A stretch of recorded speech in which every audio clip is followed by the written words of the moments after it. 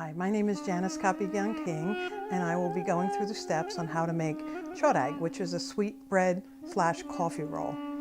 Behind me are the ingredients, and we're going to go through the process of making it and baking it, letting it rise, and go through the whole procedure. Our first ingredient and the main ingredient is flour. This is just an all-purpose flour, 5 pounds. So this will make 5 pounds of choereg at one shot. It's actually a simplified version. There are many different versions of choereg. Mine seems to be the easiest. There's one that you make braids in different shapes. I just basically roll the dough out and cut it into chunks, basically. But everyone seems to like it. It's sweet. You can use it and eat it with cheese, jelly, as a breakfast bread, as an hors d'oeuvre, etc. Okay, so we're going to put the flour in first. Okay, we're going to empty the flour into my mixing bowl. Okay, that would be the first ingredient. The next and the second biggest ingredient will be Crisco. It's an all vegetable shortening. We use 2/3 of this container, which seems like a lot, but it's 3 pounds, so we're using 2 pounds of Crisco. Okay, so I'm going to just scoop it in here.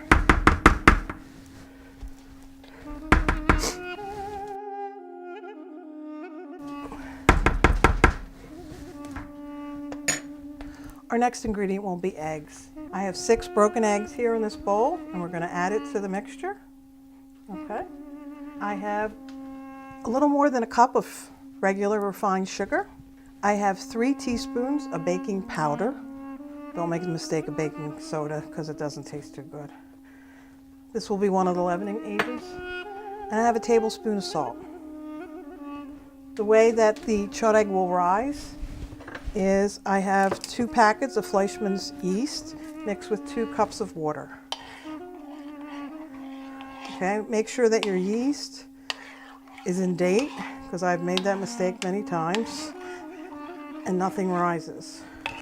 I'm going to add a little bit of this to the mixture, and as we go through kneading, then we'll keep adding liquid as we go.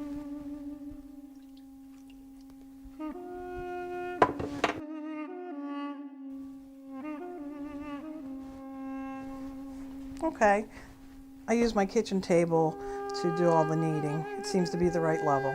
Okay, basically I'm just going to knead this, and as we go I'm going to add more liquid. You want to just run your hand through and make sure that you get all the eggs and everything is totally mixed in. So you're just going to work the dough. You don't want to overwork it.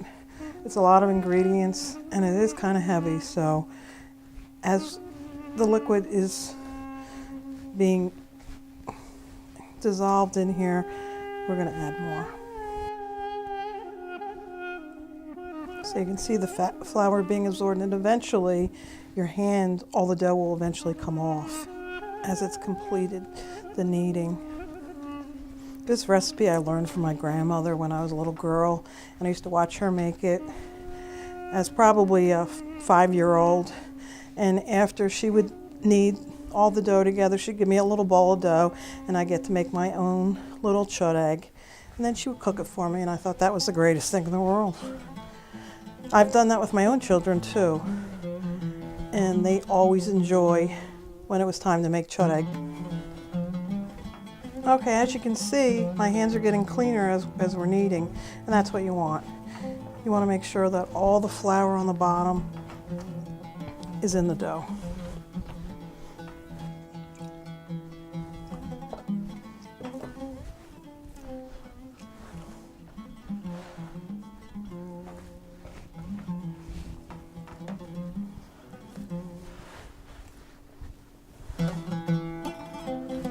Okay, it looks like it's pretty much there. So basically, I'm going to take out a piece of the dough and work with a little bit at a time. So I'm just going to mix it a little bit more. Some recipes from other regions, my grandmother was from Urfa. This is the way they did it. She would put sesame seeds on, My kids don't really like sesame seeds, so I never put it on. There's different things. There's an ingredient called maleb. A lot of recipes call for that. It's a black seed and it has a different taste. It's a good taste, but just not the way my grandmother did it, so.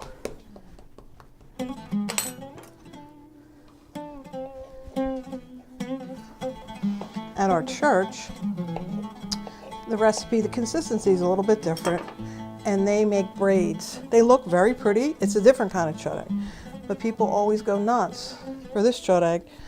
I don't know why, because it's really not that involved, but it's different. It's from a different region.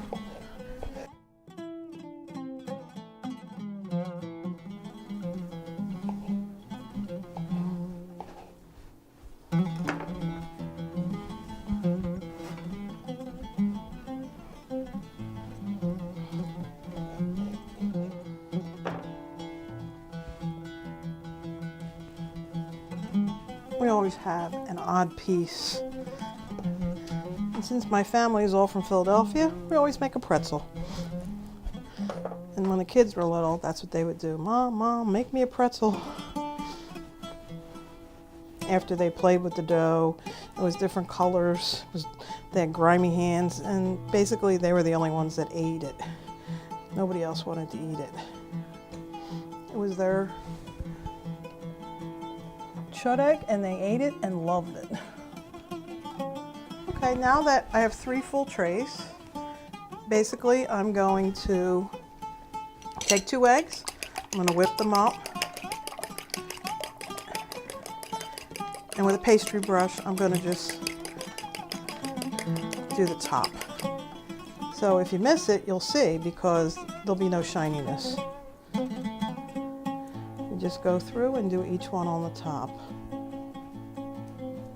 Looks like I got all this one. So I'm going to take it over to the oven. I have 3 shelves in my oven. Each one's going to hold one of these, and it's going to sit there overnight. And it'll proof. It'll raise through the night, and in the morning we'll cook at 350 degrees.